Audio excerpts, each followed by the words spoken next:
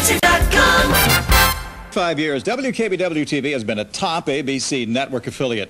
Remember those great early shows, Linda? Daniel Boone and the Mickey Mouse Club? Oh, Brian, those are a little too early for me, but I can sing all the songs from the Partridge Family. In the early days, programming was more important than news. Channel 7 built its broadcast day with such classics as The Money Movie, The Big Show, Polka Time, Buffalo Bandstand. Even some of the folks at KB Radio had shows. In fact, one of the mainstays at Channel 7 has been the local morning show. We're the only station in town to have one on the air continuously in one form or another for almost 30 of the station's 35 years. And that's what Brian and I host today, AM Buffalo. Our show began 15 years ago with Nancy Foreman, but Dialing and AM Buffalo are just some of the great shows that have touched your life on Channel 7 over the years.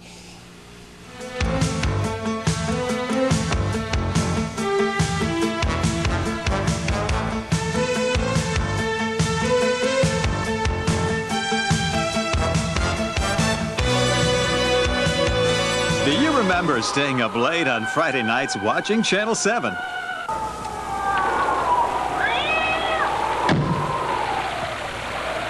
You're smoking too much.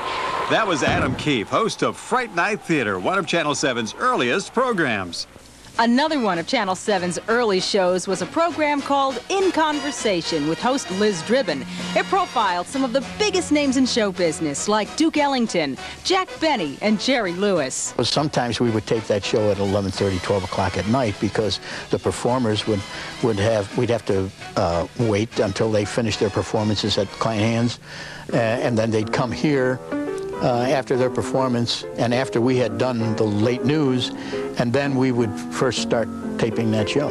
In Conversation also introduced Western New Yorkers to some of the 60s most controversial figures, like Dick Gregory and poet Allen Ginsberg. Don't compare it. Now, just a moment. One moment. I'll compare myself with Johnson. We're both on television now. Why not? We're just images. We're phantoms. Both. But his phantom is building up a paranoia which involves 500,000 men on the other side of the planet, and more bombs dropped down on that little country than were dropped on World War II in Germany.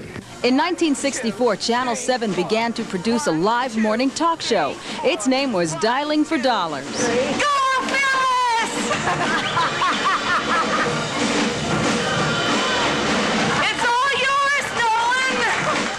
Hosted by Liz Dribben and Nolan Johannes, Dialing for Dollars was fun and always unpredictable.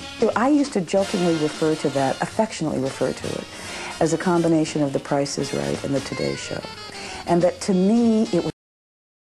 The show featured a live studio audience, a band, Johnny and Jimmy, plus some memorable moments. I think that happens with the women. I've played a little football with women back when I was a lot younger, and they've got their own methods. Oh, we I think they're certainly do. devious, but methods nonetheless. Not to be accepted by the AFL. After Liz and Nolan, Dave Thomas took over the duties of host. Hello, hello, my sunshine. Hello, my honey. No one's on the telephone. Good morning. Do you remember the phrase, the count and the amount? If you did, you had a chance to win $777 in the big jackpot call. But it was in 1978 that two new hosts were brought in to host the show. That was a great lunch. It's always good here. I'll get us a taxi. Brian Kahle, Nancy Foreman, the new host of Dialing for Dollars. Right this way, folks. Although the show was still Dialing for Dollars at the time, Channel 7 decided to change the show's format, and with it, a new name. AM Buffalo was born, and although we were a little different. In 1979, we covered the Love Canal story with Jane Fonda and then-husband Tom Hayden. And these are stories that I can hardly believe are taking place in a country like this. This new format gave us the flexibility to interview guests at length. In 1980, Cindy Abbott took over as co-host for Nancy Foreman. You can only hold your stomach in for so many years. Did you really say that? Is that what you see for yourself in the future? Yeah, it's true. You can only hold your stomach in so many, and I can't hold it in much longer.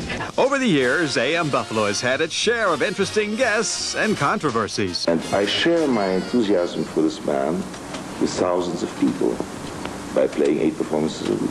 You get caught up with the crowd, you know, and the more lively the crowd is, the more lively I am. They're like the mundane things, you know, the things that are right there, like the pocket on your pajamas. I mean, what do you do with that? Do you put a, pen in there, you roll over and you kill yourself in the middle of the night? So, Brian, I wish you'd do your homework.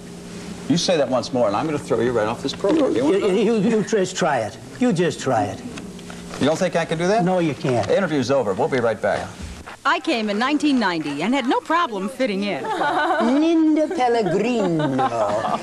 You flatter me. Good morning, Lily. Oh, thank you, Herman. This is a little like watching Barney, isn't it, today? Yes, it is. On the monitor. Yeah. It's very strange. Channel 7 has also produced some of the best in public affairs programming. For almost 10 years, longtime broadcaster Ralph Hubble has hosted Aging is for Everyone, a program dealing exclusively with the needs of seniors.